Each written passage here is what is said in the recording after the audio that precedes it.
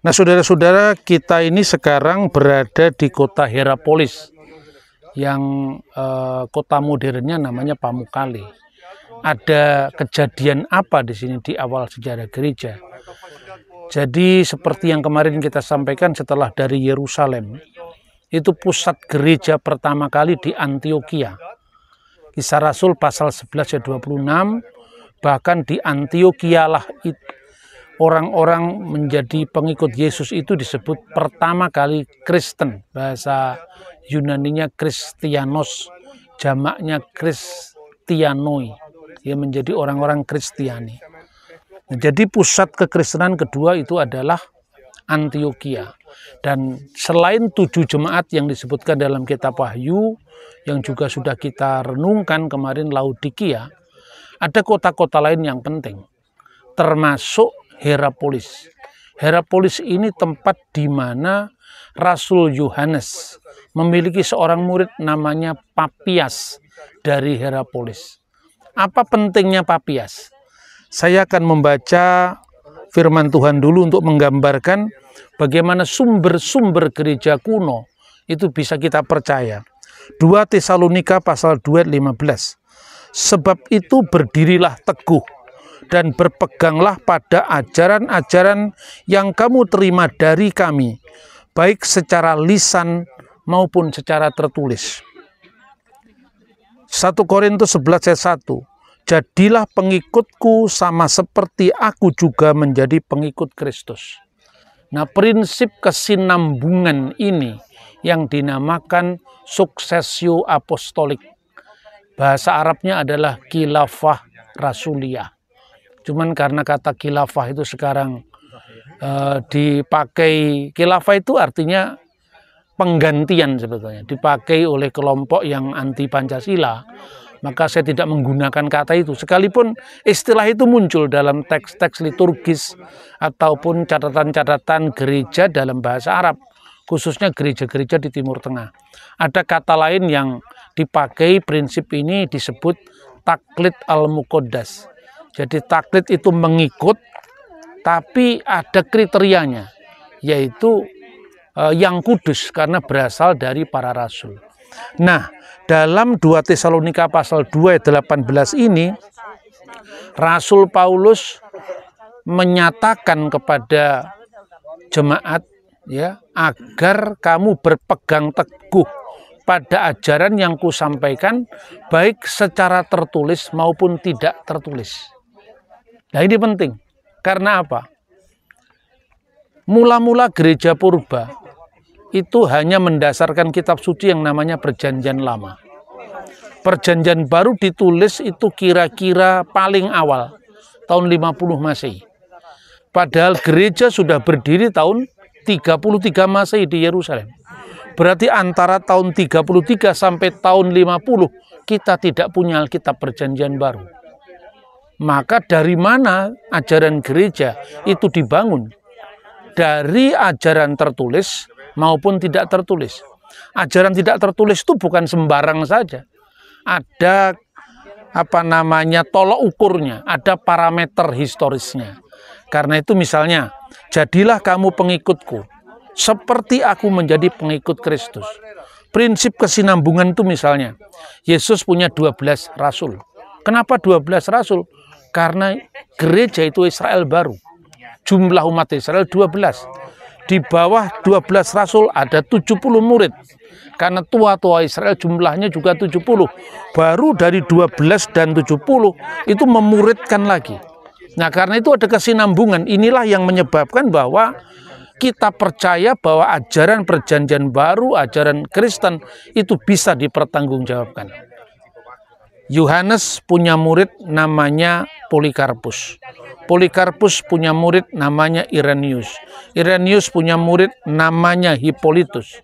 Begitu juga di sini, kalau Polikarpus menjadi uskup Smyrna, sekarang kota Izmir yang besok kita kunjungi, maka disinilah Yohanes punya murid namanya adalah Papias. Dan kenapa Papias ini penting? Karena tanpa membaca buku Papias, kita tidak tahu Perjanjian Baru khususnya keempat Injil dan kisah para rasul, itu yang nulis siapa? Bapak Ibu mungkin nggak cermat ya. Injil Matius, mana ada keterangan Matius yang menulis Injil pertama? Tidak ada keterangan, mulai dari pasal 1 sampai pasal 28. Injil Markus ditulis oleh Markus. Markus itu anaknya Maria, pamannya namanya Barnabas. Di mana ada keterangan Markus penulis Injil kedua? Tidak ada keterangan. Begitu juga Lukas. Hanya ada di judul-judul. Dan judul-judul itu dikatakan misalnya Euangelion kata Markon, Euangelion kata Lukan, Euangelion kata Yohanes. Injil menurut Lukas, Injil menurut Matius, Injil menurut Markus, Injil menurut Yohanes. Tapi pasal dan ayatnya sendiri kita tidak mendapati keterangan bahwa Injil ditulis oleh Matius, Markus, Lukas, Yohanes. Pertanyaannya, siapa yang memberi judul? Yang memberi judul gereja kuno. Ya, salah satunya misalnya Kanon Muratori. Kanon Muratori itu kira-kira tahun 160. Nah, pertanyaannya, kenapa kita percaya dengan Kanon Muratori? Karena ada kesinambungan apostolik tadi, di mana yang memberikan informasi kepada kita bahwa yang nulis Injil pertama Matius, Lewi si pemungut cukai dulunya, yang nulis Injil pertama Markus, yang nulis Injil ketiga Lukas, yang nulis Injil keempat Yohanes anak Zebedius, yang menulis kisah para rasul juga dari Lukas, itu dari Papias. Tapi kenapa kita percaya kepada Papias? Lah, dia saksi sejarah. Karena Papias itu adalah muridnya Rasul Yohanes. Nah, fragmen-fragmennya ditemukan, dilestarikan oleh tulisan Irenaeus. Irenaeus itu muridnya Yohanes juga. Muridnya Polikarpus. Dari jalur Yohanes, Polikarpus muridnya Yohanes.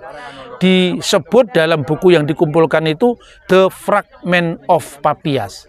Nah, buku ini menjadi penting karena apa? Memuat keterangan siapa yang menulis Injil.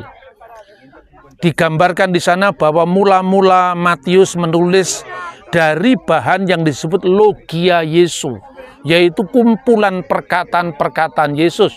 Lalu kemudian dibukukan menjadi Injil yang namanya Injil Matius.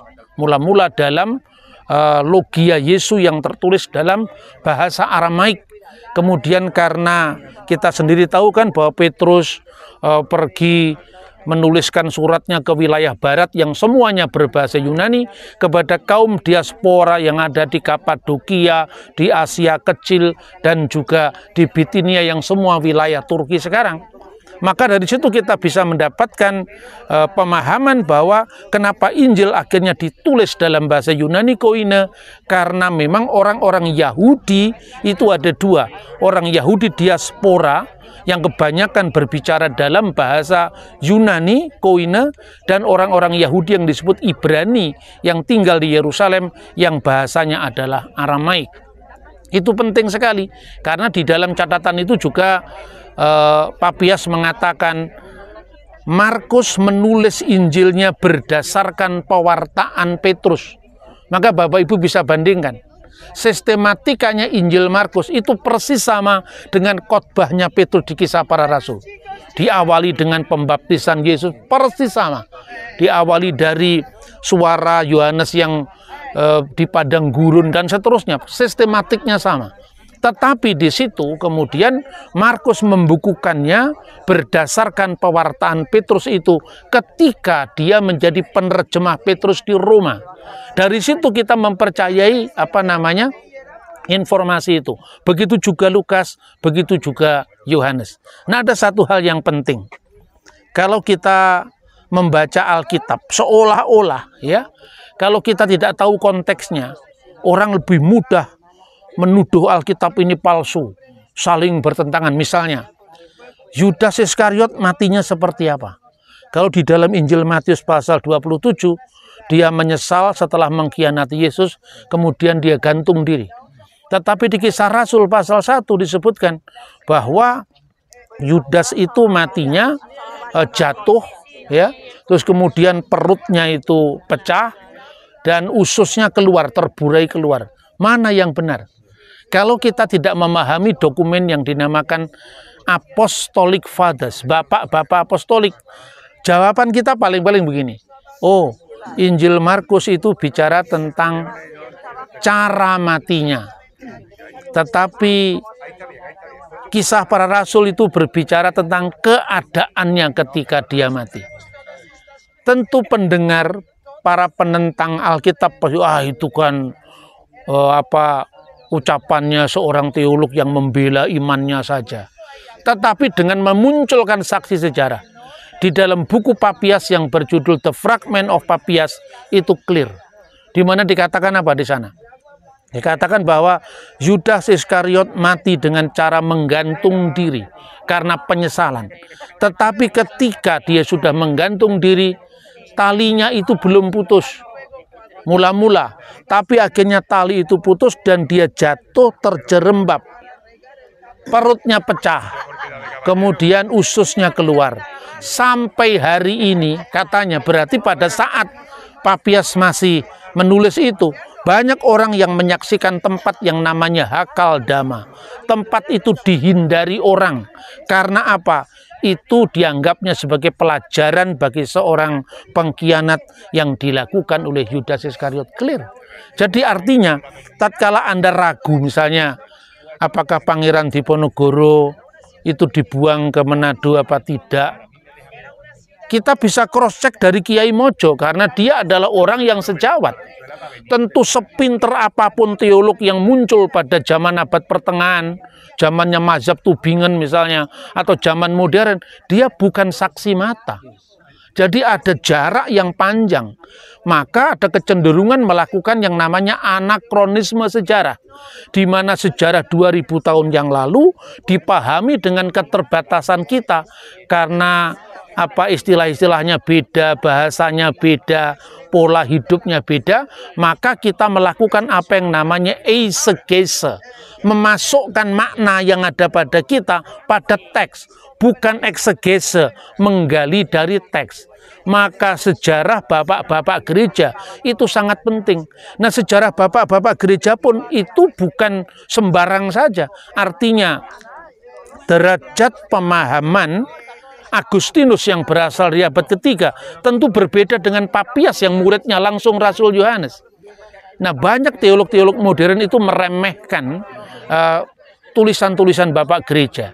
Sebab bapak-bapak gereja itu ada klasifikasi yang pertama Apostolic Fathers. Ini siapa? Mereka yang langsung diajar para rasul. Jadi saksi mata. Dia usah ngomong teologi, ndak usah ngomong agama lah. Ngomong sejarah saja kan metodenya sama. Bahwa saksi mata yang hidup sejaman tentu lebih akurat ketimbang mereka yang hidup ratusan tahun. Nah nanti, ya Papias itu mengatakan begini. Sekarang ini ada banyak orang-orang yang mencoba untuk menceritakan ingatan-ingatannya tentang para rasul. Tetapi saya tidak suka kalau itu sekedar bercerita. Tetapi saya ketika berjumpa dengan rasul-rasul itu, saya selalu cross-check. Apa yang pernah saya dengar ini pernah diucapkan Petrus, pernah diucapkan Andreas. Ketika saya bertemu dengan rasul-rasul, saya tanyakan. Jadi di sini ada cross-check berita. Itu dicatat sangat bagus dalam buku Fragment Papias. Sehingga kalau nanti ada kontroversi, misalnya Pericopa de Adultera, itu kisah tentang Yesus yang dihadapkan oleh orang-orang Yahudi, perempuan yang ketangkap berbuat zina. Ketika orang hanya membaca teks-teks modern lewat edisi kritis kitab suci, kita bisa menuduh macam-macam. Misalnya, teks yang disebut Pericopa Adultera, yaitu perikop tentang orang yang berzina, itu tidak didapati naskah kuno dalam Injil Yohanes. Tidak ada di dalam manuskrip Injil Yohanes yang kuno. Itu bahkan disisipkan bagian lain dalam Injil Lukas. Berarti cerita ini nggak bisa dipercaya. Kan gitu kan? Orang lupa bahwa Alkitab itu datang kepada kita bukan sekali jadi. Tapi itu melewat proses sejarah yang panjang.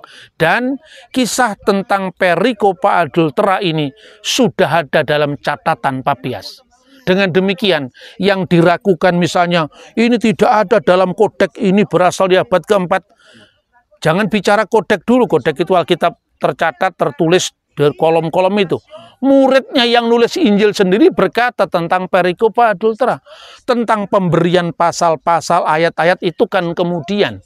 Karena dalam manuskrip agama apapun, naskah-naskah kuno, pemberian pasal dan ayat itu kemudian, maka jangan kita persoalkan kenapa ini disisipkan dalam Injil Lukas, kenapa tidak Injil Yohanes, dan sebagainya dan sebagainya.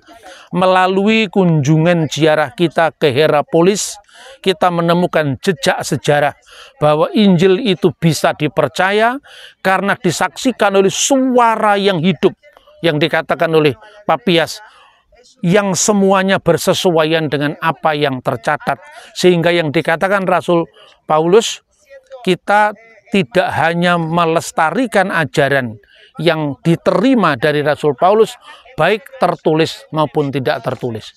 Jadi suara yang tidak tertulis itu dilestarikan lewat liturgi, dilestarikan lewat nyanyian-nyanyian gerejawi. Sekarang siapa yang sangka ketika Natal kita mengucapkan Lukas pasal 2 ayat 14.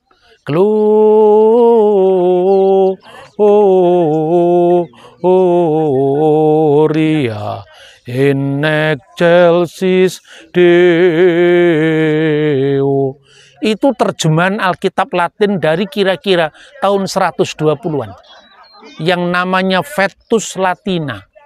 Dan ketika Santo Hieronymus menerjemahkan Injil dalam bahasa Latin, dalam bahasa yang lebih bisa populer, ya lebih populer, namanya Biblia Sacra Vulgata, sekitar tahun 350, terjemahannya bukan lagi Gloria in excelsis, tapi Gloria in altissimis Deo et in terra pac hominibus bonae voluntatis.